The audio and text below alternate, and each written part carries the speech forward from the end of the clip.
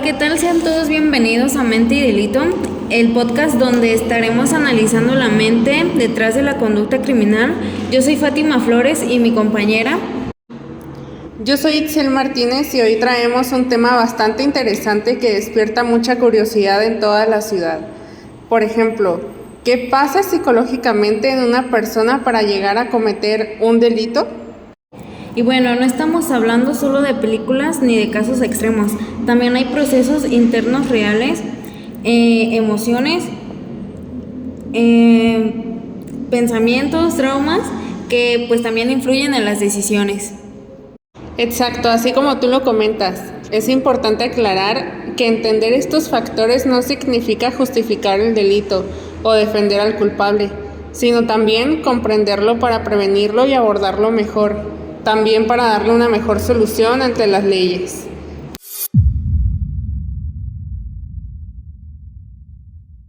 Comencemos este tema mencionando tres de los factores que han sido más relevantes: el trastorno antisocial de la personalidad, en el que se puede ver reflejada la manipulación y el desprecio por normas sociales, e incluso esto puede relacionar la falta de remordimiento por las acciones cometidas.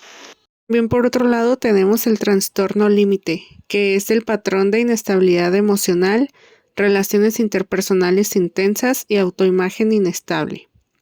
Ya si hablamos de ejemplos, podemos decir que son las emociones intensas y cambios de humor rápidos.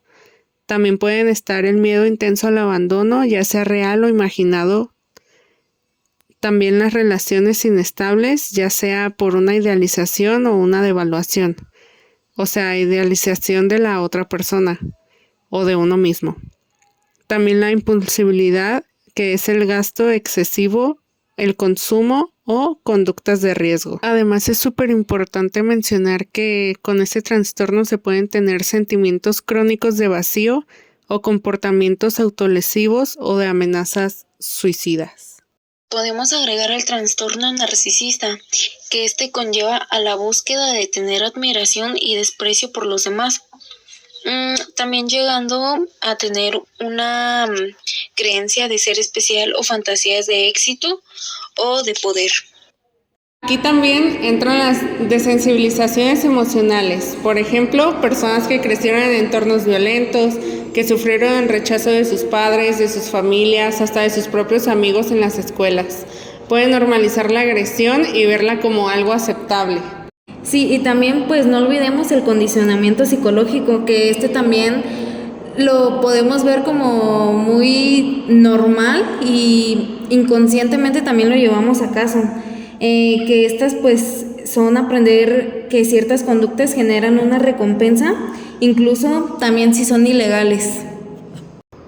No, sí, así como dices, pues la niñez podemos decir que es la base de a cómo vas a ser más grande, de cuáles van a ser tu tipo de sociedad, qué tanto vas a desarrollar, como se puede decir, tu psicología, bueno, tu pensamiento más bien, si ya sea como para algo positivo o negativo, y pues ya sea que ahí es donde te vas a andar metiendo en cosas ilícitas, porque como lo decimos, pues eso repercute desde la niñez, de cómo sea tu ambiente familiar y pues también y en todos los ámbitos sociales. Además, también en la actualidad se debate si la psicología puede predecir la conducta criminal. O sea que ya la psicología ha avanzado tanto que ya podemos estudiar el perfil psicológico de las personas y decir si puede llegar a ser un criminal o si es un criminal desde que ya nació, por la manera en que fue tratado desde pequeño, por traumas que vivió en su infancia. Muchas veces la sociedad se queda en la superficie, como lo que pasó, quién lo hizo y cómo fue castigado. Pero entender por qué lo hizo, pues es clave, no solo para prevenir futuros delitos, sino también para comprender los factores que moldean la conducta criminal. Yo creo que muchas veces cuando hablamos de la mente criminal, la primera idea que suele aparecer es la de un monstruo o la maldad innata. Pero la realidad es más compleja. No todos los delincuentes piensan igual ni tienen los mismos motivos. En ocasiones existen delincuentes impulsivos, racionales, organizados, desorganizados, ocasionales y hasta aquellos que cometen delitos sin plena conciencia de sus actos. Exacto, y aquí también entra un punto importante. La criminología y la psicología criminal estudian estas diferencias para identificar patrones. Algunos delincuentes actúan movidos por factores emocionales como ira, celos o desesperación. Otros por motivaciones económicas, ideológicas o incluso por placer. En todos los casos, pues hay elementos internos y externos que influyen en su toma de decisiones. Aparte, tenemos otro punto de factores psicológicos y sociales detrás del delito. Cabe recalcar que es fundamental hablar de los factores de riesgo. Uno de ellos es la infancia. Diversos estudios muestran que la negligencia, el abuso físico, emocional o sexual y la exposición a violencia durante los primeros años de vida tiene un impacto muy profundo en el desarrollo de la personalidad de las personas. Claro, y no solo es la infancia, también el entorno social, la pobreza, falta de oportunidades, grupos delictivos, la presión de pares y normalización de la violencia en ciertas comunidades. Estos elementos pues también pueden favorecer que una persona vea el delito como una opción viable. Y aparte, si a todo esto le sumamos los factores psicológicos, algunos delincuentes presentan trastornos de la personalidad, como el antisocial, el del límite o el narcisista. Otros muestran rasgos psicopáticos, como la manipulación, ausencia de empatía y planificación fría del delito. O sea que no demuestran ningún tipo de empatía con el delito que van a cometer. Un ejemplo muy claro, pero muy feo, puede ser el de matar a una persona sin tener ningún tipo de remordimiento. Algo clave que ya mencionamos, pero queremos volver a recalcar, es que no todas las personas con estos trastornos cometen delitos, pero sí hay una relación estadística en ciertos contextos. Por ejemplo, en entornos donde no hay control social o hay oportunidades selectivas, las probabilidades de conducta criminal aumentan. Aquí tenemos una pregunta muy importante. ¿Realmente el delincuente nace o se hace? Esta es la eterna pregunta de saber si la mente criminal es resultado de la biología o del entorno social. En cambio, en los delitos planificados, la mente está fría, calculando riesgos, buscando el momento oportuno. Aquí entra la teoría la elección racional, que esta explica cómo algunos delincuentes evalúan costos y beneficios antes de actuar. Por lo tanto, hasta la fecha, las investigaciones modernas indican que no hay una única respuesta, ya que hay factores genéticos que predisponen a ciertas conductas impulsivas o agresivas, pero además el entorno es determinante para que esas predisposiciones se manifiesten o no. En cambio, en los delitos planificados, la mente está fría, calculando riesgos, buscando el momento oportuno. Aquí entra la teoría la elección racional, que esta explica cómo algunos delincuentes evalúan costos y beneficios antes de actuar. Y bueno, gente, hemos llegado al momento del delito y lo que ocurre en la mente. Cuando una persona comete un delito, en ese instante hay un proceso mental que puede variar, y eso determina según el tipo de delincuente. En los delitos impulsivos, la reacción emocional es intensa y rápida, casi sin pensar en las consecuencias. Y cada uno de ellos presenta un perfil psicológico diferente. El delincuente ocasional puede arrepentirse y buscar rehabilitación. En cambio, el profesional suele justificar sus actos y verlos como un medio de vida. Claro, pero sin embargo sabemos que incluso en los delitos planificados siempre hay errores, porque ninguna mente puede controlar todas las variables. Eso es lo que muchas veces lleva a que sean descubiertos, ya que ningún tipo de crimen o delito es perfecto. Con esto que acabo de comentar, podemos saber que no todos los delincuentes piensan ni actúan igual. Es por eso que la criminología hoy en día clasifica a los delincuentes en diferentes tipologías. El primero de estos tipos es el ocasional. Actúa por oportunidad o presión circunstancial. ¿A qué nos referimos con esto? Nos referimos a que no tiene antecedentes penales constantes, o sea que puede haber cometido uno o pocos delitos en su vida. También otro ejemplo es que actúa por oportunidad. Generalmente comete delitos cuando se presenta una oportunidad favorable y con bajo riesgo. Otro ejemplo de este caso puede ser que no forma parte de ningún grupo delictivo o no pertenece al mundo delictivo y a organizaciones criminales ni tiene la identidad construida alrededor del crimen. Y como ya lo mencioné, puede ser influido por factores externos como la presión social, crisis económicas, emociones intensas, entre otras. Otra de las clasificaciones es la del delincuente habitual. Reinciden de manera constante. Una de las características es que tienen una carrera delictiva. Su historial incluye múltiples delitos a lo largo de su vida. Otra es la adaptación al medio criminal. Puede estar vinculado a bandas, pandillas o redes delictivas.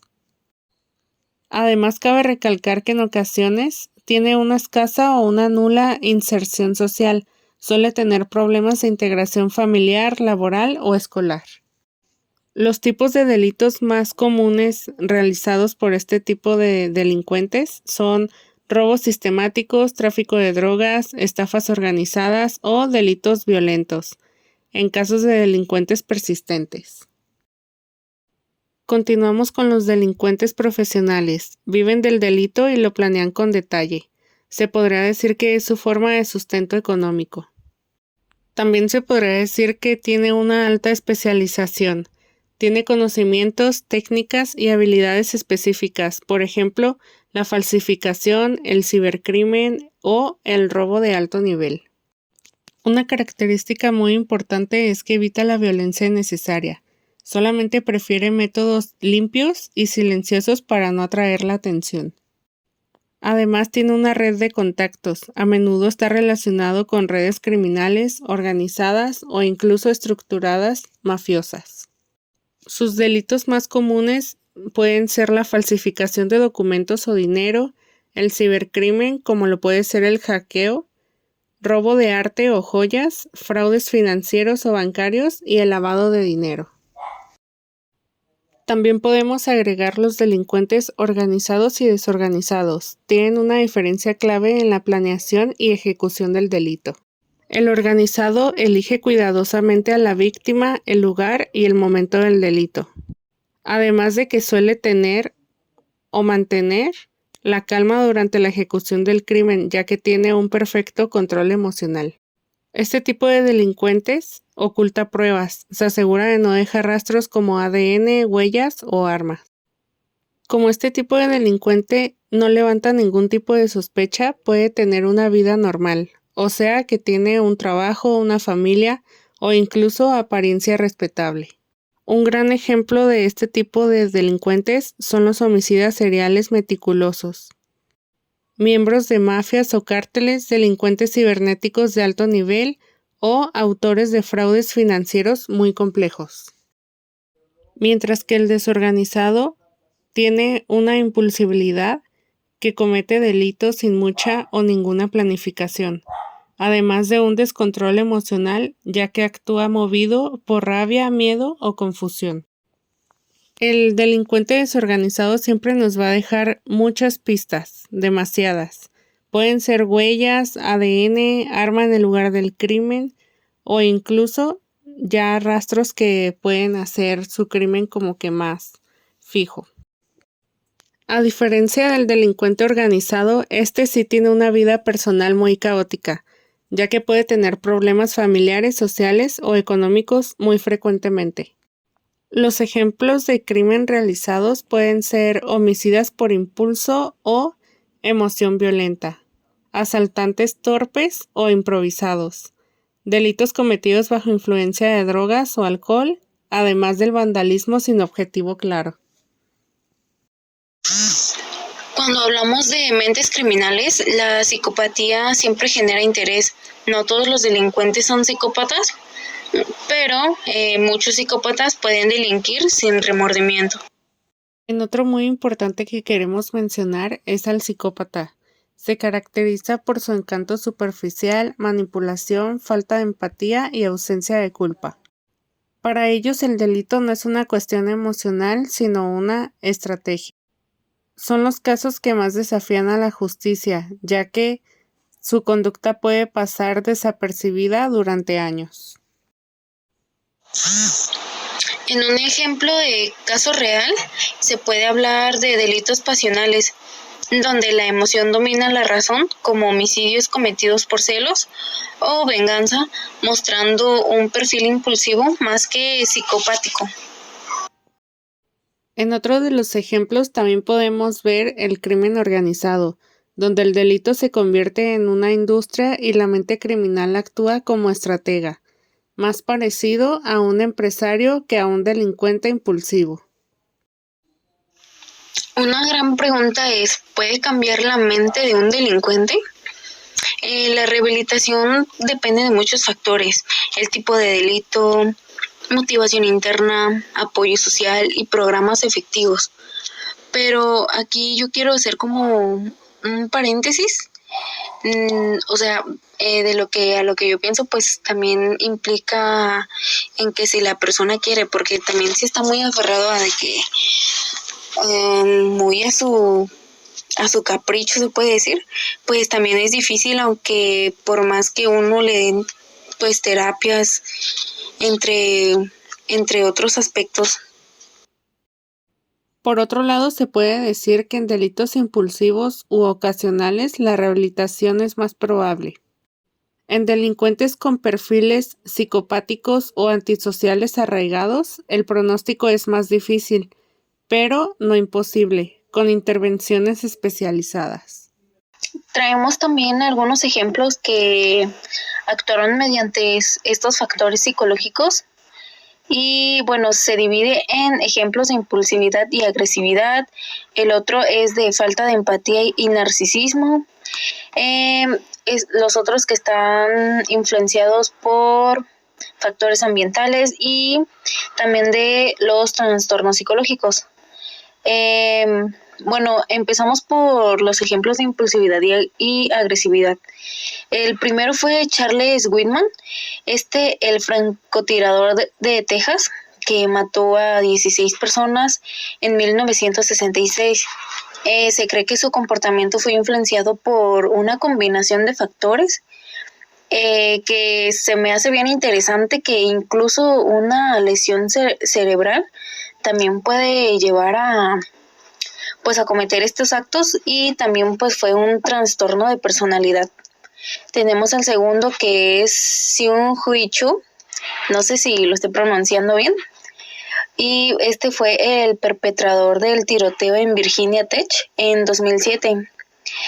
Mató a 32 personas.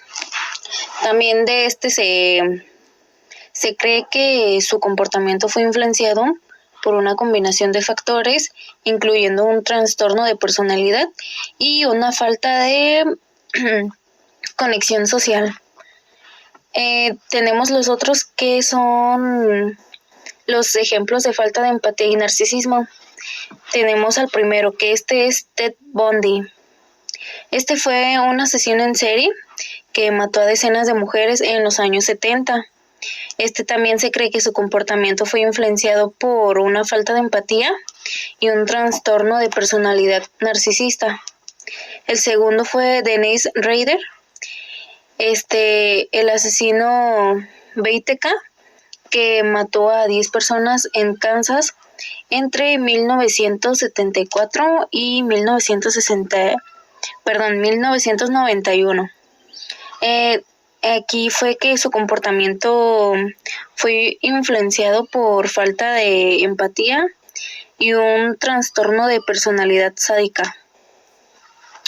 Después tenemos en la tercera sección, que estas fueron las influencias ambientales.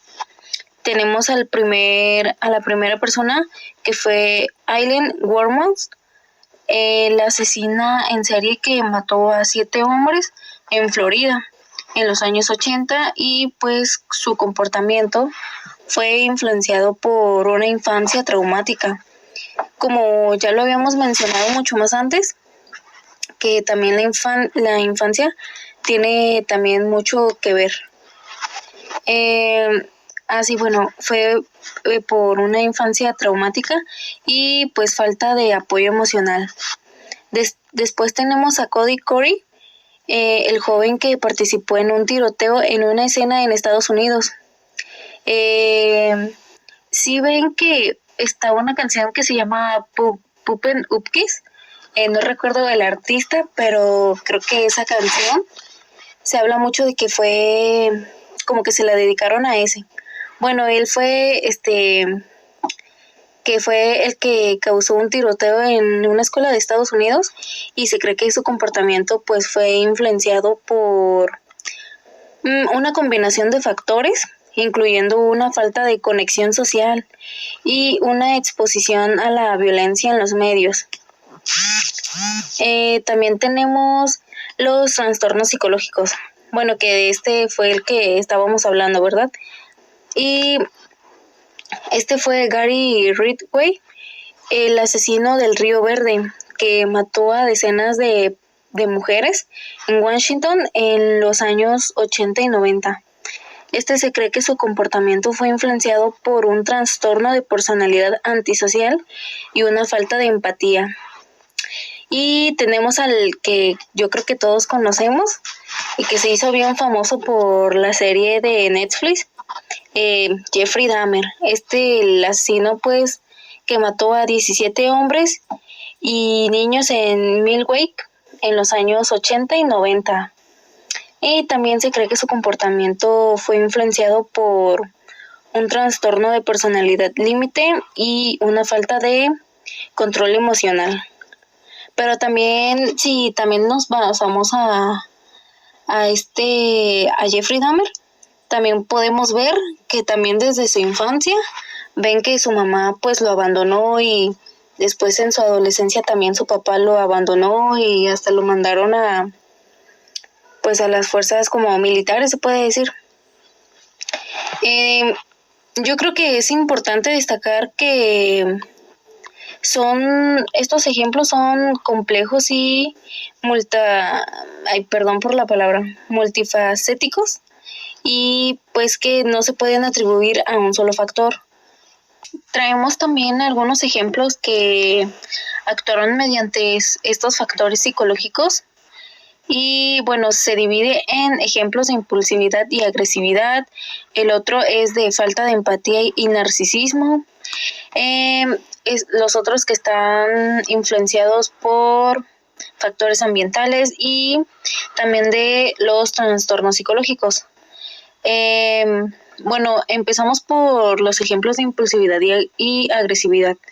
El primero fue Charles Whitman, el francotirador de Texas, que mató a 16 personas en 1966.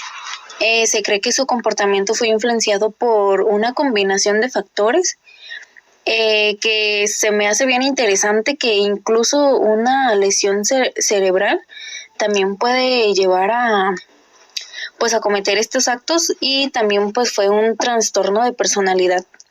Tenemos al segundo, que es Seung-Hui Cho, no sé si lo estoy pronunciando bien, y fue el perpetrador del tiroteo en Virginia Tech en 2007. Mató a 32 personas. También de se cree que su comportamiento fue influenciado por una combinación de factores, incluyendo un trastorno de personalidad y una falta de conexión social. Tenemos los otros, que son los ejemplos de falta de empatía y narcisismo. Tenemos al primero, que es Ted Bundy. Fue un asesino en serie que mató a decenas de mujeres en los años 70. También se cree que su comportamiento fue influenciado por una falta de empatía y un trastorno de personalidad narcisista. El segundo fue Dennis Rader, el asesino BTK, que mató a 10 personas en Kansas entre 1974 y 1991. Aquí fue que su comportamiento fue influenciado por falta de empatía y un trastorno de personalidad sádica. Después tenemos en la tercera sección, que estas fueron las influencias ambientales, tenemos a la primera persona, que fue Aileen Wuornos, la asesina en serie que mató a 7 hombres en Florida en los años 80, y pues su comportamiento fue influenciado por una infancia traumática. Como ya lo habíamos mencionado mucho más antes, que también la infancia tiene también mucho que ver. Fue por una infancia traumática y pues falta de apoyo emocional.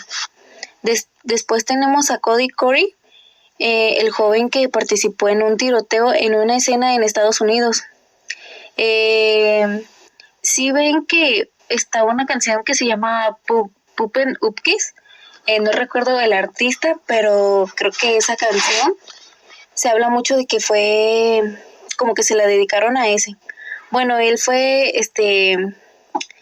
que fue el que causó un tiroteo en una escuela de Estados Unidos, y se cree que su comportamiento pues fue influenciado por una combinación de factores, incluyendo una falta de conexión social y una exposición a la violencia en los medios.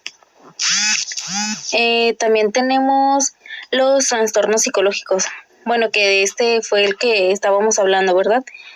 Y fue Gary Ridgway, el asesino del Río Verde, que mató a decenas de mujeres en Washington en los años 80 y 90.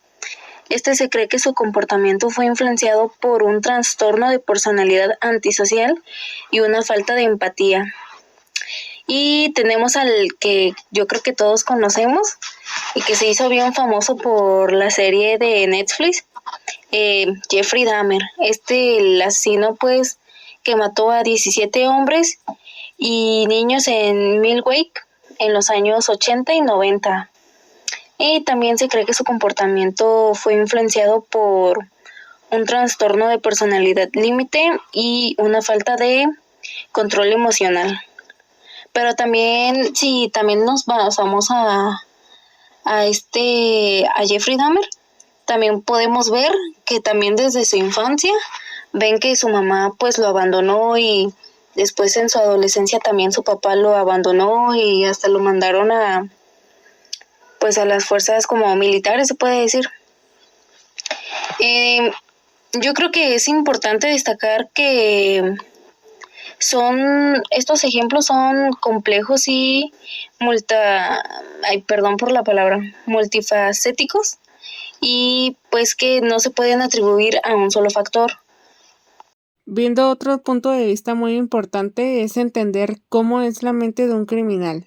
La mente de un criminal no es igual en todos los casos, ya que existen distintos tipos de perfiles, motivaciones y niveles de planificación.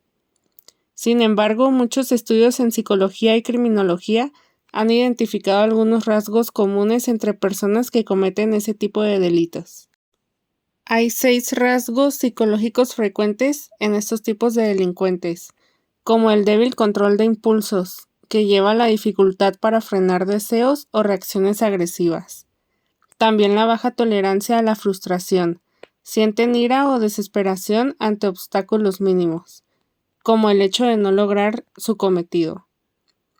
Falta de empatía, dificultad para poner en un lugar del otro o reconocer el daño causado. También tenemos las distorsiones cognitivas, justifican el delito con frases como "me lo merezco, ellos lo hacen también", o también la muy significativa "no tenía otra opción". Además tenemos el que ya había comentado mi compañera, el egocentrismo o narcisismo, Creen que sus necesidades están por encima de las normas y de todos los demás. También tenemos la desensibilización, especialmente en delincuentes recientes donde el dolor ajeno ya no genera un impacto emocional. Un ejemplo de todas estas características en uno solo es cuando un ladrón habitual puede dejar de sentir culpa o miedo porque su mente ya ha normalizado el delito como un medio de vida, ya sea para conseguir recursos económicos y poder mantener a sus familias. Otra pregunta muy frecuente de la sociedad es ¿qué los lleva a delinquir? Y la respuesta a esta pregunta es que no hay una sola causa. El delito suele ser el resultado de una combinación de factores personales, ambientales y hasta incluso neurológicos. En factores individuales que vendrían siendo los psicológicos o más bien los endógenos, son los trastornos de personalidad como el antisocial, límite o narcisista. También la historia de trauma o abuso en la infancia. Además pueden influir demasiado las dificultades emocionales no tratadas como la ira, la ansiedad o la impulsibilidad. También, en algunos casos, puede influir demasiado el consumo de drogas que alteran el juicio o aumentan la agresividad. En los factores sociales que vendrían siendo los factores exógenos, están la pobreza, desigualdad, falta de oportunidades. También entornos violentos o con modelos criminales, ya sean familiares, amigos o gente del exterior o que vean en redes sociales.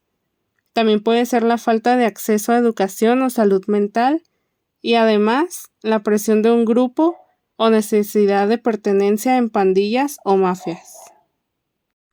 En los factores biológicos, algunos estudios vinculan el daño en ciertas áreas del cerebro, como la corteza prefrontal, con conductas impulsivas o violentas, además de desequilibrios neuroquímicos como la dopamina o la serotonina. También pueden influir en la toma de decisiones.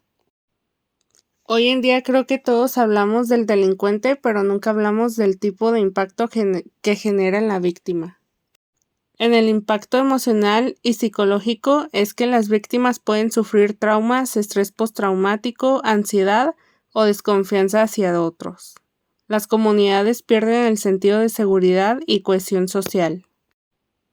Además de todo esto, puede haber un mayor impacto económico, ya que el crimen genera costos altísimos, como robos, destrucción de propiedades, gastos en seguridad, sistema penal y salud pública.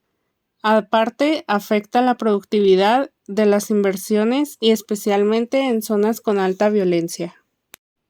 Por último, tenemos el impacto cultural y moral. En sociedades con mucha impunidad, el delito puede llegar a normalizarse. Los jóvenes hoy en día pueden ver el crimen como una vía de vida legítima si no se ofrecen alternativas. Además, como conclusión, la verdadera pregunta es, ¿todo esto se puede prevenir? Y la verdad es que sí. En algunos casos todavía se pueden salvar ese tipo de personas, con ayuda de educación emocional desde la infancia, apoyo psicológico accesible, oportunidades sociales y económicas reales, además de la intervención temprana en familias en riesgo y reformas del sistema penitenciario para enfocarse más en la rehabilitación de esas personas. Entender la mente del delincuente no es justificarlo, sino más bien prevenir que otros recorran el mismo camino. Mientras más atendamos los factores que llevan a un delito, mejor podremos prevenirlo y crear una sociedad aún más segura. Gracias por acompañarnos en este recorrido por la mente criminal y nos escuchamos en el próximo episodio.